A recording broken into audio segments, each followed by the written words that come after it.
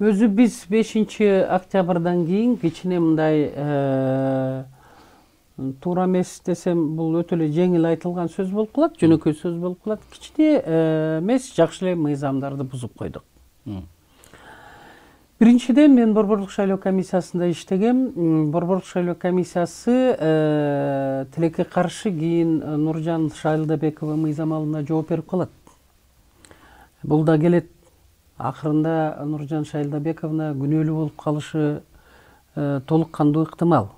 Анткени Борборлук шайлоо комиссиясы шайлоону жокко чыгара албайт.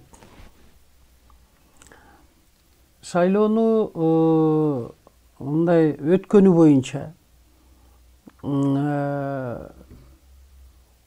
чечим чыгарыш керек. Бул шайлоо өттү. Ушул партиялар парламентке келет деп. Же эгерде бул тааныбаса, бул неменич, шайлоону, анда тез аранын ичинде, 45 күндүн ичинде кайрадан шайлоо өткөрүш керек эле. Бирок ал болгон жок. Бул болгон жок. Бул одуну абдан бузулду да мыйзам. Биздин көрүнүктүү саясатчылар жакшы эле жазды. Мен деле аракет кылдым. Ошол коллегам Садыр Нуркожоевичке айтканы. Мыйзам ченеминде кетиш керек, момундай болуш керек деп. Бирок тилекке каршы баары тең башкача болуп калды. Биринчи ушул мыйзам бузулганын Борборлук шайлоо комиссиясы бузду. Парламентчи? Мына ошол жокко шайлоону жокко чыгаруу деген мыйзам жок. Ал шайлоону жокко чыгарып иди. Бул абдан одоно бузулду да. Экинчиден, 7-чи чакырылыштын биринчи парламенттик шайлоо өтүш керек эле. Ийо премьер-министр болуп Садыр Нуркожоевич туруп туруш керек эле. Андан кийин теги мыйзам ченеминде айтып атам да. Келген парламент карап. Келген парламент 7-чи чакырылыш гана конституция боюнча өзгөртүү, толуктоолор эмес, теги референдумга чыгарабы же толук кандуу өзгөртөбү, жаңы конституция кабыл алабы, бул 7-чи чакырылыштын вазипасы болуп чыгат. Себеби 6-чы чакырылыш 20-октябрдан кийин өз немесин бүтүрдү, мөөнөтүн. Болуптур, эгерде теги статьяга такап атышпайбы, жаңы парламент келгиче биз иштеп турганга акылыбыз деп. Да, акылуу болсоңор, бирок мамлекеттин тагдырын чече турган мыйзамдарга силер керек болсо алардын мындай өзгөртүү эмес, ошол мыйзамдарга жакын да колуңарды тийгизүүгө акыңар жок болчу да. Мыйзам ага жол бербейт эле. А конституция деген кечирип коесуңар баш мыйзам. Бул жерде экинчи мыйзамдуулук мындай мыйзамдуулуктан тайып кетти да парламент. Мындай айтканда мыйзамсыздык жаралып калды. Ошон үчүн азыр эми 6-чы чакырылыш мына ушул кабыл алып койду. Анан мындай болуп калды да. Бизде президент шайланды. Референдум кошо өттү. Анан кийин референдум кошо өттү. Бирок президент мурунку конституция менен шайланып калды да. Азыр болсо парламент жаңы конституцияны чыгарып атат референдумга. Жергиликтүү кеңешке болгон шайлоо менен кошо. А бирок дагы бир нерсени биз айтып коюшубуз керек да, Венецианская комиссия деген бар. Ал комиссия кабыл алабы, кабыл албайбы? Кабыл албай койсо биз дагы тупикке келип калабыз да. Ошонусу аз келгенсип, азыр эми эгерде бул конституция кабыл алынып антып минсе, анда кайрадан президентти шайлаш керекпи? Мына ушундай суроолор конституциялык кеңешме бар да бизде. Мына конституциялык кеңешме элге түшүндүрүү иштерин жүргүзүш керек. Да, мен юрист эмесмин. Мен саясатчымын. Мен ошол мыйзам чыгаруу палатасында иштедим. Бирок менин түшүнүгүм боюнча мына ушундай мыйзам бузууларга жол берилип калды да. Анан 7-чи чакырылыш аягында мына бул процесстер 7-чи чакырылыштан кийин боло турган процесстер болчу да. Мындай айтканда ат тиги арабаны сүрөйт да, араба азыр алдыга калып калды да. Мына ушундай болуп калды. Ошон үчүн мен Конституциялык кеңешмеге кайрылып кетет элем. Мына ушул маселелер боюнча өзүңөрдүн оюңарды ачык айтып, элге түшүндүрүп койбойсуңарбы? Себеби бул маселе кандай болот? Анан силер унчукпай отурганыңар бул чыккынчылыкка тетеди. Садыр Жапаров деле силер эмне десеңер, юристтер эмне десе ошого баш ийип атат да. Анан кийин бардык процесстер бүткөндөн кийин, саясий мероприятиялар бүткөндөн кийин мамлекеттик деңгээлдеги анан жок, мындай меселе мындай болот эле десеңер, анда кечирип коесуңар, бул өтө кооптуу нерсе. Азыр мындай да Жылдыз парламенттик шайлоо күзгө жылып кетти да. Анан бүгүнкү күндө ушул 6-чы чакырылышка абдан элдин нааразычылыгы күч. Бирок ага карабастан мынакей айлык алып, анан ушул баш мыйзамдын жаңы долбоорун карап беришти. Эми булар ошол кийинки парламент келгичекти отуруп, дагы мыйзам долбоорлорду иштеп чыгыш керек. Анткени себеби эртең референдум өтсө, баш мыйзам боюнча кайрадан жанагы парламенттик шайлоого бара турган тартипти булар аныктап бериш керек да, чынбы? Анан ошондуктан булар эми күзгө чейин отурат. Парламенттик шайлоонун күзгө жылып кетиши дагы бул туура болдубу же туура эмес болдубу?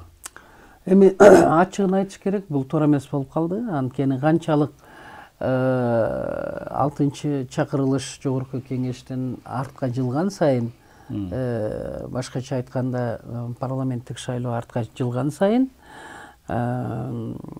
биздин өлкөдө именно мыйзам талаасында татаалдашуу көп болуп кетет да. Ошону менен бирге бул парламентти 6-чы чакырылышты эл дагы абдан мындай нааразычылык менен кабыл алып атат да. Бир чети туура эле болуп атат, коллегаларым капа болбогула. Анткени азыркы кымбатчылыкты көрсөң жүрөгүң түшөт. Бирок эми президенттик башкаруу боюнча бир-эки сөз айтып кетейин. Президенттик башкаруу мына конституцияны өзү конституциялык реформага барыш керек. Бирок мен айткандай мыйзамды барганда ошол 7-чи чакырылыш парламенттен жакшылап карап, шашпастан баягы 3 бийлик бар да бизде, 3 бийликтин мутагы бар да эми. Мына аткаруу бийлиги, мыйзам чыгарган парламент, ошону менен бирге сот бийлиги. Мына ошол бийликтин, 3 бийликтин тең салмактуулугу азыркы конституцияда сакталбай калган да. А бул өтө мындай неме болот да. Мисалы үчүн сотторду деле президент шайлайт экен. Анда алар бир гана президенттин айтканын кылып калабы? Болуптур, Садыр Жапаровду ойлойлу, ишенели, ал таза иштеп берет, өзүнүн кызматтык абалы менен пайдаланбайт деп. Ал кетет да 6 жылдан кийин. А кеткенде башка бирөө келип калсачы?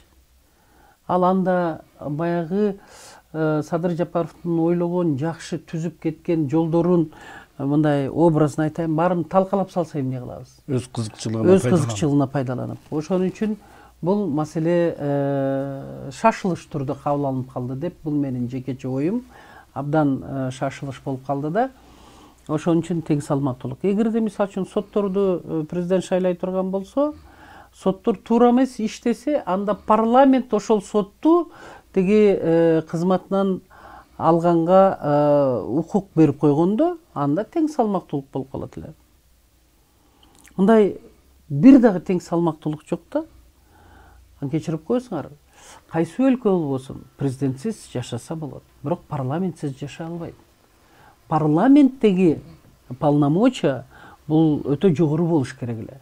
Анткени парламентте мейли 120 киши болобу, 400 киши болобу, кайсы өлкө болбосун, 60 киши болобу, алар ошол нерсеге башкача көз караш менен карайт эле. Албетте бизде мындай чөнтөк парламент болуп калды. Атамбаев айткандай өтө неме болуп калды да. Мындай жаман сөз менен айтпадыбы? Сапаты жагынан. Ошон үчүн мен ойлойм, эмки 7-чи чакырылышка элим жерим дегендер. Анан дагы бир сөздө өткөндө мен Атамбаевди Алмазбек Шаршановичтин сотто сүйлөгөн сөзүн Facebook'тан көрүп калдым. Ошол киши да ошол биздин экс президент дагы айтып атпайбы? Аскар Акаевичтин мезгилинде кийин Бакиевдин менин Жээнбековдун мезгилинде иштеген кошоматчылар тиги хамелеондор дегиле непорядочный адамдар азыр мына ушул Садыр Жапаровду уруп алыштыр депти. Аны да туура эмес жолго салып атат. Ошолордон арылыш керек деген ачык эле сөзүн айтты да. Бул жакшылыкка алып барбайт деп. Мен ошол сөзүм аягында айтат элем. Кадровый маселе келгенде өтө кылдат, өтө аяр, чебер. Чынында эле мен ноябрда да айттым эле, Ала Тоо ТВ 24-төн ким президент болбосун айлана чөйрөсүнө таза инсандарды, күчтүү инсандарды алып келгенде гана ошол президент мындай элине жакшы кызмат кылып бере алат да. Мен айттым эле, ошол шакалдар сизди уже уруп алды деп, кийин чырмооктой болуп чырмап алат, анан алардан арылышыңыз өтө татаал болот деп. Азыр деле айтат элем, кеч эмес жаныңызда Садыр Нуркожоевич ушундай непорядочный адамдар да бар, ошолордон кутулушуңуз зарыл. Анткени сизде 1 минута да ашыкча убактыңыз жок, 1 минута да текке кетпеш керек. Эл сизден, вот элдин үмүтү өтө чоң, ишеничи чексиз болуп турганда, мына ошол элдин ишеничин акташ керек. Мен дагы бир нерсени түшүндүм, элдин назарынан калбаш керек экен да. Элдин батасын гана алыш керек экен. Бар болуңуздар.